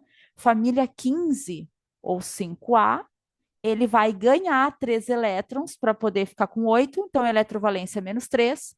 Família 16 ou 6A, vai ganhar 2 elétrons, fica com carga menos 2. E a família 17, que é a 7A, ganha 1 elétron. Conseguiram lembrar essa relação? Ô, Sora, Fala, querida. na família 8A ela não ganha nem perde, né? Perfeito. A 8A, são os gases nobres, eles já são estáveis. Todos esses aqui, ó, tem 8 elétrons na última camada. O hélio tem 2, mas o hélio só tem uma camada, então é isso mesmo. Então, aqui, eles não tendem a perder nem a ganhar, eles não vão fazer ligação iônica. Então, eles não têm eletrovalência. Só para lembrar vocês, como é que é o nome dessa família? Os terrosos, alcalino terrosos, Me- né? Metais alcalinos. Alcalinos, tá? Do lado que é alcalinos Alcalinos. terrosos. Isso, Cara, há eu não 2 lembro alcalinos direito. terrosos. Por isso que eu estou voltando com vocês, porque assim, tem nomes que vocês precisam saber. A família 1, a família 2, a família 16 e a família 17, vocês precisam saber os nomes. Como é que é o nome da família 6A ou 16? Calcogênios? Calcogênios. E 7A? Halogênios. Halogênios. Então, não esqueçam, tá? É básico. Metais alcalinos, alcalinos terrosos, calcogênios, halogênios. Tranquilo? Vou passar adiante. Regra do escorregador, que a gente usou para fazer uma questão. Então, sempre que vocês detectarem na reação, na estequiometria, por exemplo, a formação de um sal, vocês viram no passado e veremos agora de novo também, que todo sal é um composto iônico. Se é um composto iônico, eu tenho um cátion e um ânion. Então, eu posso usar a regra do escorregador para poder montar a fórmula, tá? Toda a base também é um composto iônico. Então, eu também posso usar a eletrovalência para usar a regra do escorregador. Tranquilo? O que que é essa regra do escorregador? É o seguinte, se eu tenho metal, no caso alumínio, aqui como eu coloquei, né? Alumínio e enxofre, metal e ametal. O que que eu vou fazer? Eu vou procurar as eletrovalências deles. Alumínio é família 13, então eletrovalência mais 3. Enxofre, família 16, então eletrovalência menos 2. O que que eu faço? A gente vai inverter os números. Esse 3 vai para o enxofre e esse 2 vai para o alumínio. Obviamente, nós não levamos os sinais, porque quando eu estou escrevendo a fórmula e coloco um número aqui, eu só estou informando o número de átomos de cada elemento, então não vai sinal nenhum, tá? Então eu vejo as eletrovalências e troco as eletrovalências. Então ali, ó, o 3 vai para o enxofre, o 2 vai para o alumínio. Nós temos o sulfeto de alumínio, tá? Alguns casos diferentes que a gente pode fazer isso. Aí eu botei assim, ó, quando as eletrovalências são iguais, por exemplo, se eu ligo um alumínio e um nitrogênio, um precisa dar 3 elétrons, o outro precisa ganhar 3 elétrons. É só eu ligar um com o outro. Então, sempre que aparecer número que eu posso simplificar entre eles, eu simplifico. Como que ficaria a simplificação de 3, 3? Ou assim, vamos na matemática, de 3 sobre 3. Não é 1? Então, isso aqui vai ficar 1 e fica 1. Então, a gente simplifica esses números e vai ficar nitreto de alumínio, tá? Outra possibilidade aqui, ó, o óxido de cálcio. Eu simplifico o 2 com o 2, fica CaO. Quando eu tenho eletrovalências que são diferentes, porém elas têm divisores comuns. Botei o exemplo aqui, ó, o 4 e o 2. Ambos, o enxofre tem o enxofre não, perdão, o chumbo tem eletrovalência mais 4 e o enxofre eletrovalência menos 2. Os dois, essas duas eletrovalências são divisíveis por 2. Então eu posso simplificar. E o que que eu faço? Eu tanto faço simplificar antes ou depois, tá? Então, percebe que o meu 2 veio para o chumbo, o meu 4 foi para o enxofre, ó, 2 e 4, porém, eu consigo simplificar esses dois números por 2. Aqui fica 1 e aqui fica 2.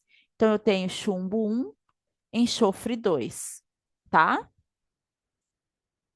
Mais um exemplo ali, ó, o cálcio e o carbono.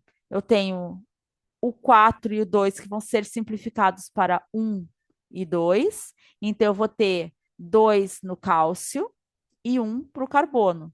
Eu tenho carbeto de cálcio, tá? Até aqui tranquilo? Beleza, tá aí. Até tranquilo, né? O que que é extremamente importante vocês guardarem aqui? Eu só deixei o que é importante vocês saberem, tá? Porque vocês vão usar em outros conteúdos essas informações. Compostos iônicos. A gente tem algumas características, tá? Que vão ajudar vocês a diferenciar esses compostos dos demais. Os compostos iônicos são sólidos em temperatura ambiente. Por quê? Justamente, vocês lembram qual é a diferença de uma substância no estado sólido, líquido e gasoso? No estado sólido, a gente tem as molequinhas uma do lado da outra, tá? Elas estão bem próximas umas da outra. Isso aqui é sólido. No líquido, a gente tem já uma distância razoável entre elas, porém, as moléculas interagem entre elas, tá? Tem forças de interação entre as moléculas. E quando eu tenho moléculas individualizadas, umas bem longe das outras, sem nenhuma interação, eu tenho substância gasosa. Por que que o composto iônico é sólido? Porque se eu tenho uma molécula formada por uma parte positiva e uma negativa, como que elas vão se interagir entre elas? Elas vão se orientar de forma a ficarem organizadas como positivo e negativo se atraindo. Então, se eu boto aqui mais um átomo, ó, aqui eu vou ter o positivo e o negativo. Justamente devido a essas cargas, as moléculas ficam muito próximas umas das outras, então eu tenho substâncias sólidas, tá? Não conduzem eletricidade quando estão no estado sólido, porém conduzem quando estão no estado líquido ou estão dissolvidos em água. Água pura não conduz eletricidade, porém água com sal, sim, porque o sal é um composto iônico e se ele está na água, ele conduz eletricidade. Se eu derreto o sal, ele também vai conduzir, porque no momento em que a gente derrete, vamos ver aqui, vou mostrar aqui para vocês, ó. Botar cloreto de sódio na água, tá? Primeiro exemplo, vou dissolver na água. O que que vai acontecer? Vai acontecer dissociação iônica. Vai separar, vai quebrar esse sal no cátion e no ânion. A presença desses íons aqui, ó, dessas cargas, é que possibilita a condução de eletricidade, tá?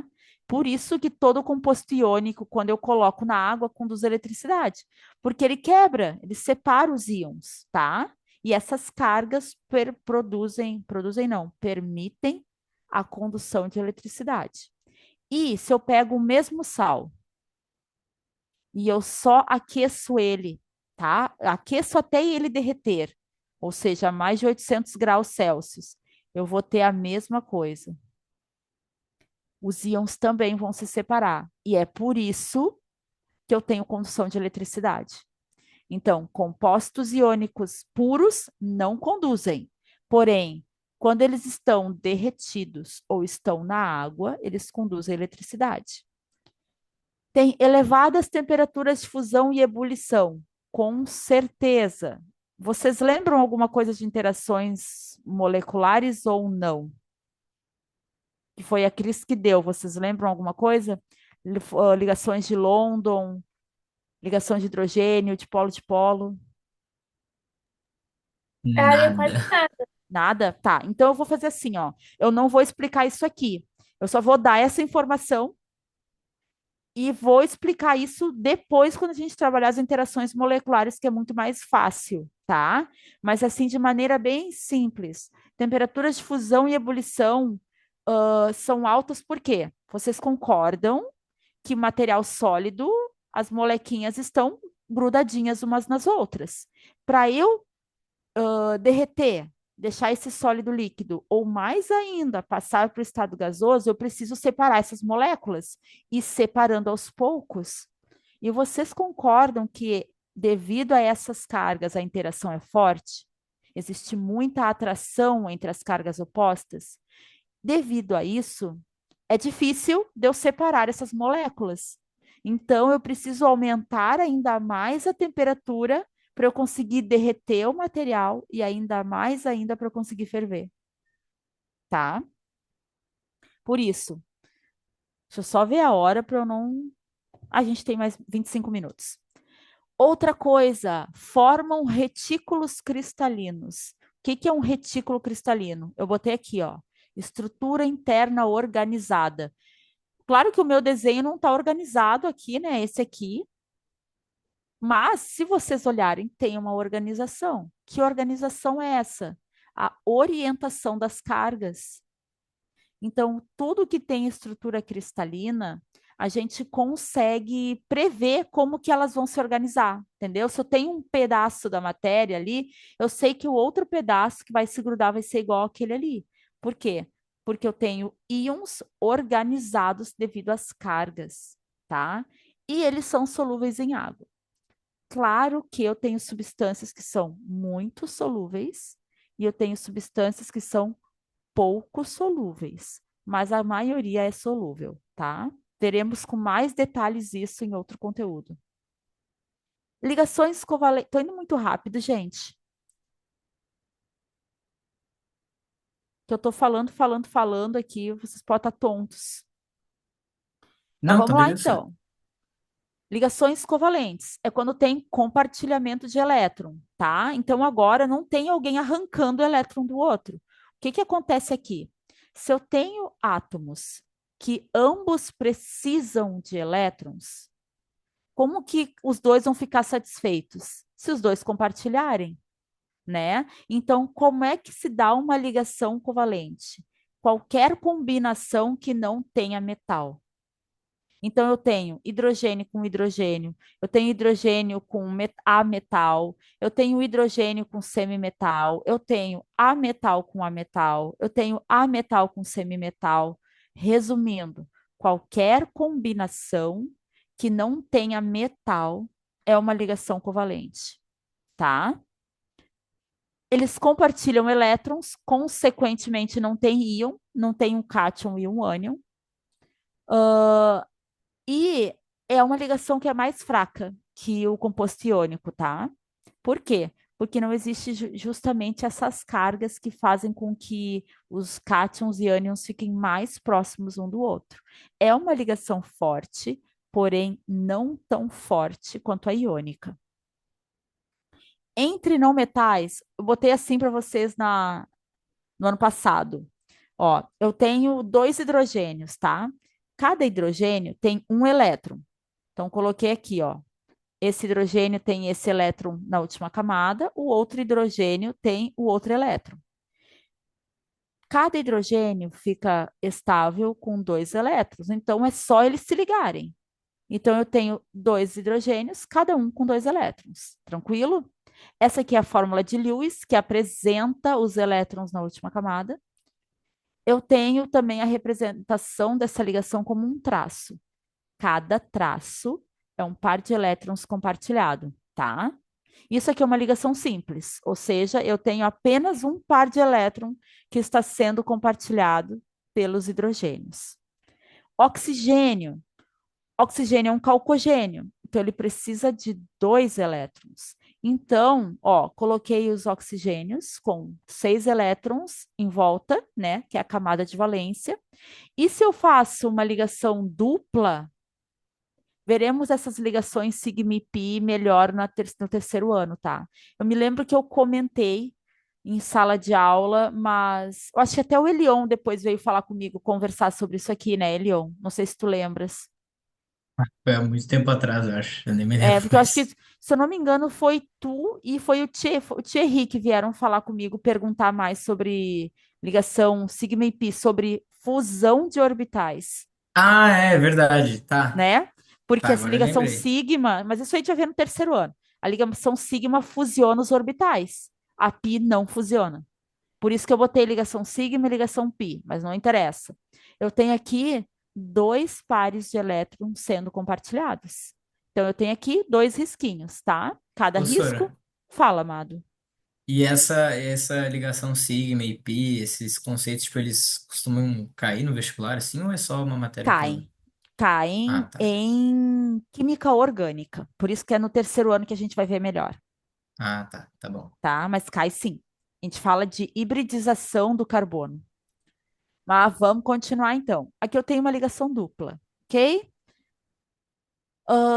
E eu também posso ter ligação tripla. Botei o exemplo aqui do nitrogênio, que, como é família 15, precisa de 3 elétrons. Então, se eles fizerem uma ligação tripla, eu tenho os dois nitrogênios felizes, tá? Compartilhando 3 pares de elétrons, tranquilo? Isso é ligação covalente. Aí só botei um exemplo com átomos diferentes. Cada hidrogênio precisa de um único elétron a mais, então ganhou aqui, né? E o oxigênio precisa de 2 elétrons a mais. Então, ele ganhou aqui do hidrogênio, mas eles estão compartilhando, tá bom? E aqui o que a gente mais usa, né? Que é a fórmula estrutural aqui de baixo, ó. Duas ligações simples.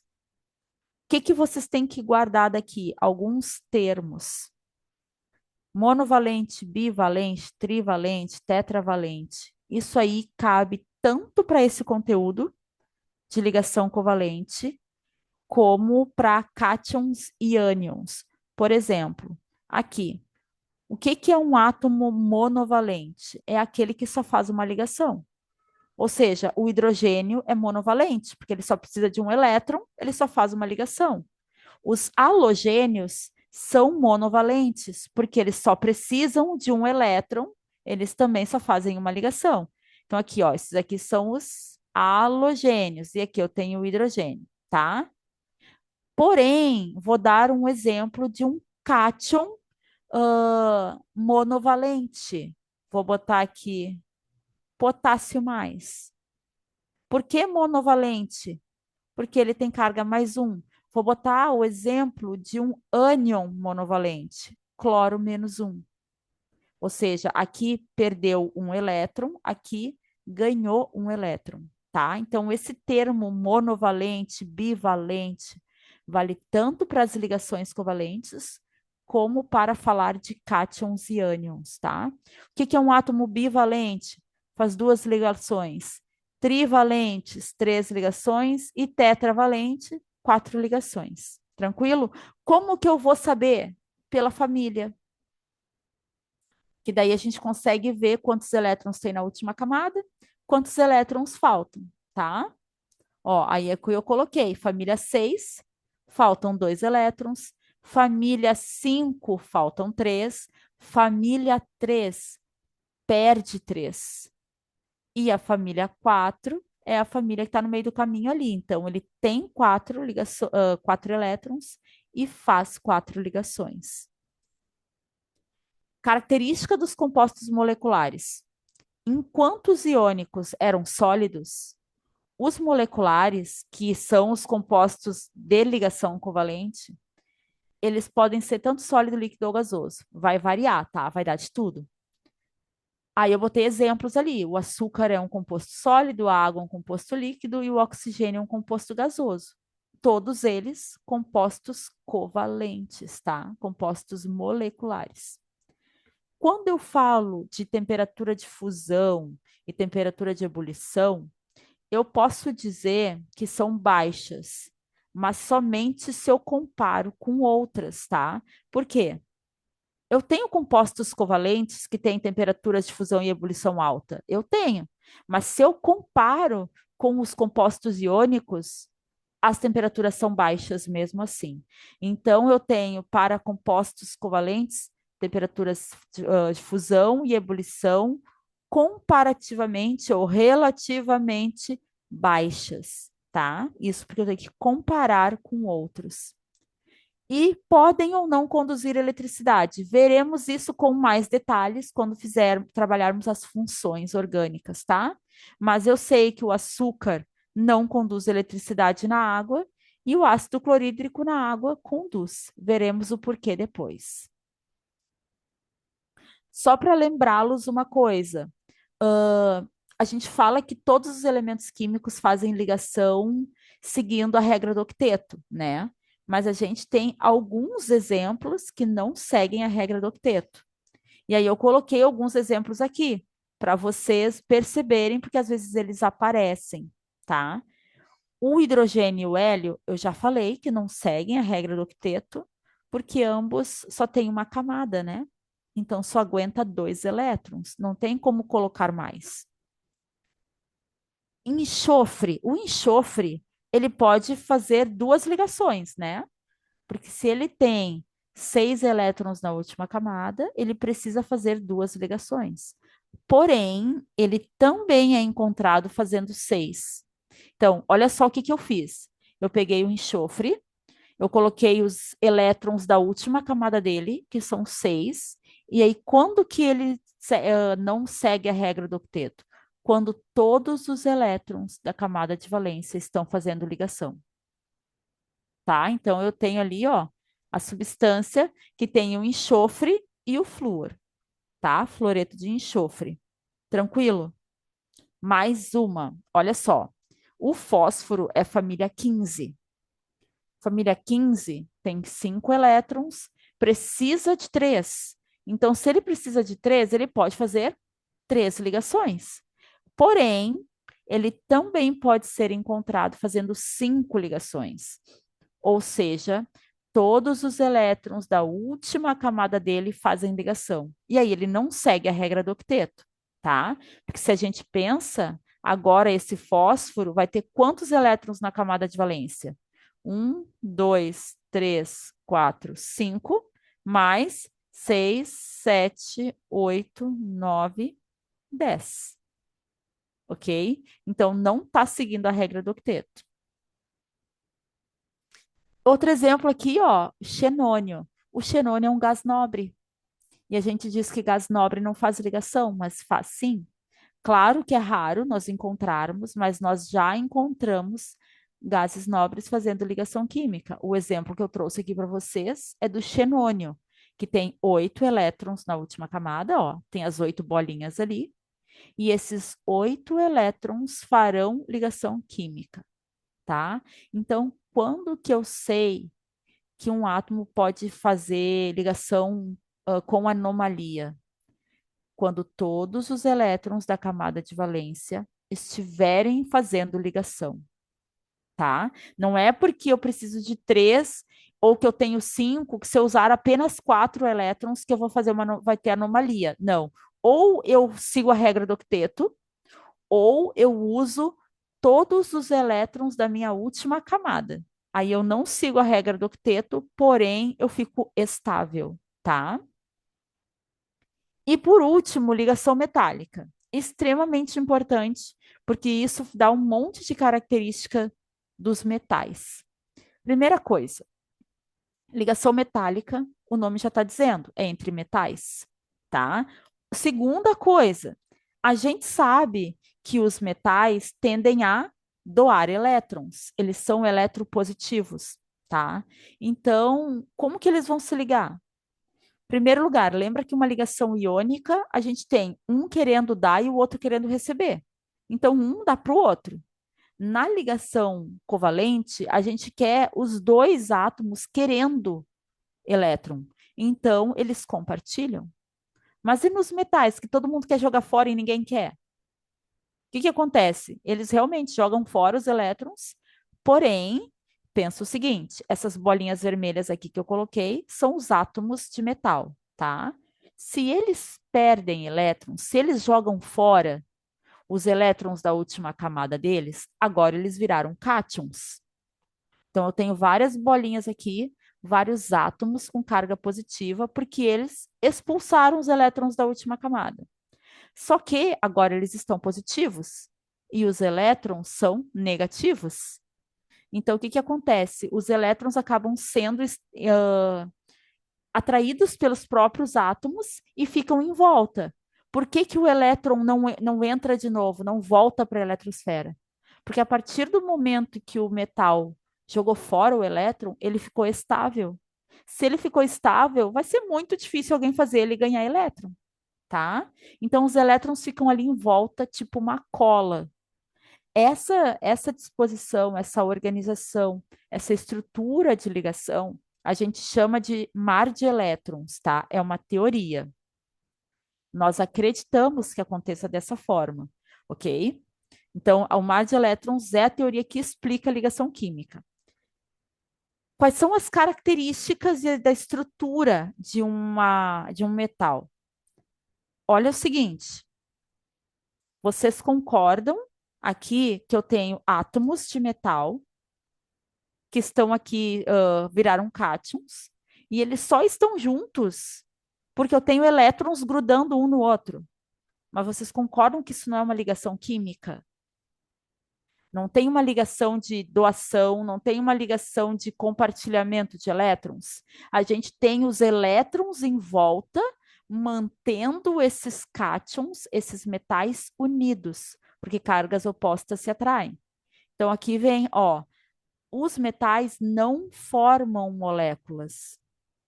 Então, sempre que eu tiver uma reação química que aparece um metal, inclusive a gente já teve em exercícios do livro, exercícios onde o ferro aparece. Ferro mais O2 para dar o quê? Ferro 2O3. Tá? Claro que daí a gente vai balancear isso aqui. Percebam aqui, ó, que eu tenho 4 ferros, né? Aqui. Eu não posso botar ferro 4 aqui, porque eu não tenho uma molécula. Eu tenho 4 mols de ferro. Eles não formam moléculas. Estrutura cristalina compacta. Por que uma estrutura cristalina e compacta? Justamente devido à presença desses elétrons. Percebam que eu tenho átomos organizadinhos, tá? Por isso que é uma estrutura cristalina. E a fórmula do metal é representada pelo próprio símbolo, tá? Isso vocês, à medida que vocês forem estudando estequiometria e outras reações ao longo do ano, vocês vão internalizar, porque vai começar a aparecer metais, tá? E o que que é importante? Quais são as propriedades dos compostos metálicos? Altas temperaturas de fusão e ebulição. Então, quando comparado com covalentes, iônicos e metálicos, covalente é mais baixo, a iônica é intermediária, as metálicas, as temperaturas de fusão e ebulição são as mais altas, tá? Condutividade elétrica. Vocês concordam que um metal no estado sólido conduz eletricidade? O cobre conduz. Então, a gente sabe que ligas metálicas ou substâncias metálicas no estado sólido conduzem eletricidade. E no estado líquido também. Tranquilo? Tem estrutura reticular, são maleáveis e dúcteis. Vocês lembram o que que é isso? Duct é que pode formar um túnel, né? Não sei, pode Um passar por fio, um duto, né? Não um sei. fio. Ah, tá. E pode ser. É, mas é isso aí, é Tá. uma estrutura alongada, tá? Tá. Dúctil é justamente disso. Às vezes a gente lembra de túneis mesmo, mas é fios. Então, tudo que a gente consegue transformar em fio e ele não se quebra, a gente chama de dúctil. E maleável é tudo que a gente consegue fazer lâminas. Um exemplo bem comum é a folha de alumínio, que a gente usa às vezes para embalar alimentos, né? É um exemplo da maleabilidade do metal.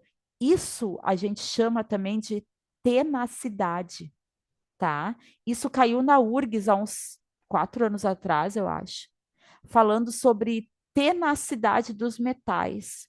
O que que é tenacidade? É a capacidade que os metais têm de absorver energia, deformar e não romper a estrutura. Porque pensa o seguinte, se a gente pega um pedaço de cobre bruto, a gente vai precisar moldar para formar um fio.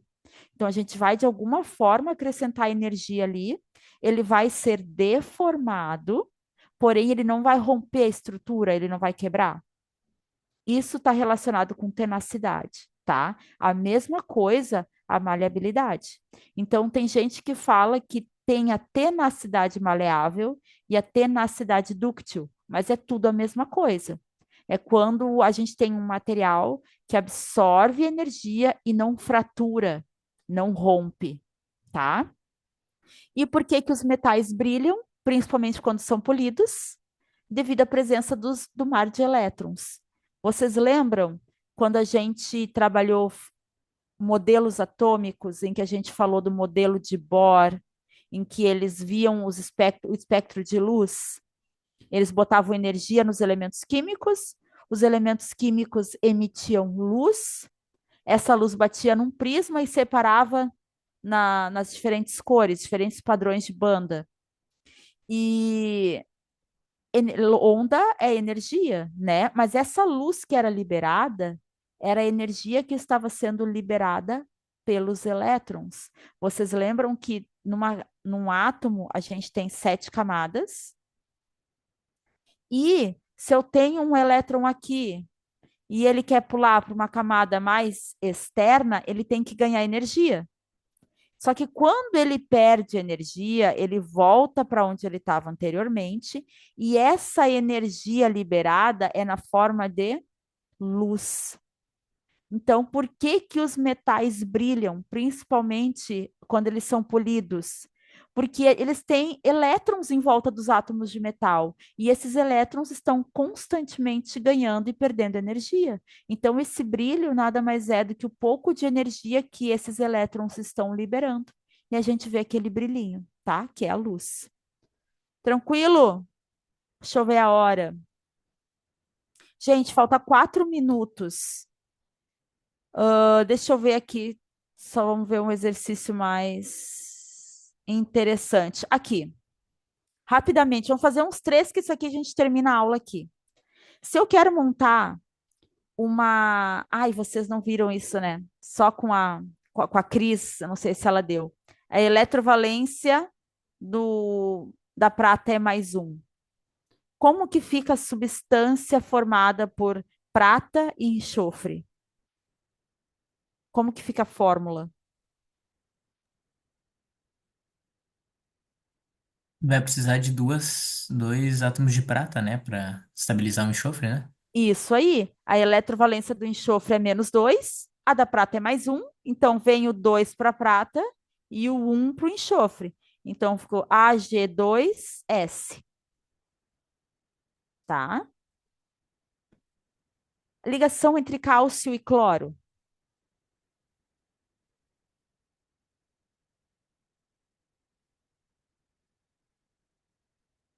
Quais são as eletrovalências? Qual é a eletrovalência do cálcio? +2, porque é família Esqueci de explicar 2, pra falar. tá? É +2 porque é família 2. Então, ele perde 2 elétrons. E o cloro, -1. Então, esse 1 vem para o cálcio, esse 2 vem para o cloro. Então, é CaCl2. Entre a prata e o oxigênio, não esqueçam que a prata é +1. Mesma coisa que a do enxofre, né? Porque é da mesma família. Perfeitamente. O oxigênio é -2, então o 2 vem para a prata, o 1 vem para o oxigênio. Percebam que isso foi um exercício, vocês precisavam para fazer um exercício de estequiometria do livro? Isso aqui é base, tá, gente? Ligação de zinco e flúor. O zinco é +2, tá? Depois eu vou dar as regras para vocês de inox. É Zn2 para. Ou melhor, é Zn para F2, né? Perfeito. O flúor é -1. Então, o zinco 1, flúor 2. Tranquilo? Mais um e aí a gente termina. Magnésio e oxigênio. Isso aí é MGO, porque eu sei por causa da família, Por porque hoje causa, no trabalho no trabalho tava tinha o praticando. óxido de magnésio, né? Exato. Exatamente. Mas pensa o seguinte: esse aqui é +2, esse aqui é -2. Lembra que quando são iguais a gente simplifica? Fica 1 e 1. Então, magnésio 1, oxigênio 1. Tá? Tranquilo, povo? Conseguiram lembrar mais ou menos o conteúdo? Sim. Então Sim. tá bom. Então, assim, ó, aula que vem presencial, eu vou dar, deixa eu ver, geometria, solubilidade e interações moleculares. Extremamente importante. A geometria não tá caindo. Na URGS cai. Eu ainda não vi. Eu já vi no Enem, mas é muito raro cair geometria no Enem. Na URGS cai, tá? E solubilidade e interações cai sempre, gente. É extremamente importante, porque interações moleculares dá várias outras características, inclusive de conteúdos que nós veremos esse ano. Então, eu vou dar geometria, interações e solubilidade na aula que vem, tá bom? E aí, claro, se vocês quiserem, não sei se vocês ainda têm os livros da escola, seria bom para vocês darem uma treinada, fazer os exercícios, né, do maratona principalmente. Ou se alguém quiser a mais, porque já fez os exercícios, pode me procurar, que eu tenho lista de exercícios sobre isso aí, tá? Aí eu passo para vocês. Tá bom, queridos? Um Professora, grande. Fala, tá querido. falando do. Se Desse ainda tem os conteúdo. livros do ano passado Isso, sobre esse é. conteúdo? Ah, tá. Porque aí, às Professora, vezes, o maratona seria uma ótima para estudar. Fala, querida, pode professora, falar. não vai ter atividade? Hoje não. Normalmente foi a mesma coisa que o Thiago falou no fim da aula. O que que eles querem? Eles querem que a gente dê atividade e, se os alunos tiverem dúvida, tirar as dúvidas do aluno na aula do Zoom, Tá. entendeu? E aí, Entendi. como vocês Aham. pediram essa revisão, Então, eu vou dar revisão e hoje não tem atividade. Na quarta-feira que vem, eu vou colocar atividade para vocês. E aí, depois, no Zoom, a gente volta e continua esse conteúdo aqui. Tá bom, Tá bom. gente? Qualquer coisa, eu Aham. estou à disposição de vocês, tá bom? Mais alguma pergunta? Doutora, tu falou do espectro de luzes que cada átomo Uhum, tem o seu, enfim. O sim. que, o que faz a. Tá, eu sei que são átomos diferentes e tal, mas cada elemento ele emite um comprimento de onda diferente, enfim, uma cor diferente, né? De Alguns alguns. comprimentos de onda. Por quê? Porque tu tem várias camadas, né, eletrônicas. Cada Tá. camada tem uma quantidade de energia. Nem toda a energia emitida por um elétron a gente vai conseguir ver.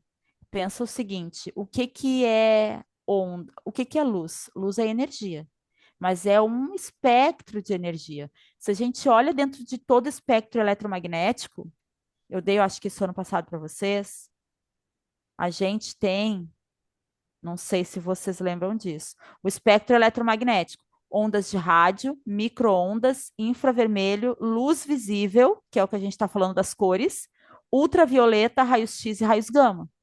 Então, se o elétron ganhou energia e pulou, digamos, dessa primeira camada para essa última, quando ele perde energia e volta para cá, se essa energia liberada ela tem um comprimento de onda e uma frequência condizentes com a luz visível, a gente vai ver as cores. Só que se tu tem várias camadas e vários elétrons, tu vai ter vários elétrons emitindo luzes com frequências e comprimentos de onda diferentes. Por isso que tu vai ter um padrão de espectro diferente para cada átomo. Por quê? Por mais que tu tenha também as mesmas camadas, tá? Pensa assim, tu pega o rádio e o bário, aqui, ó. O rádio e o bário não, o césio e o bário. Ambos têm 6 camadas eletrônicas com elétrons. Só que tu concorda que a disposição das camadas do césio e a disposição das camadas do bário são diferentes? Porque eu tenho Eu sei que tem núcleos alguma coisa. diferentes.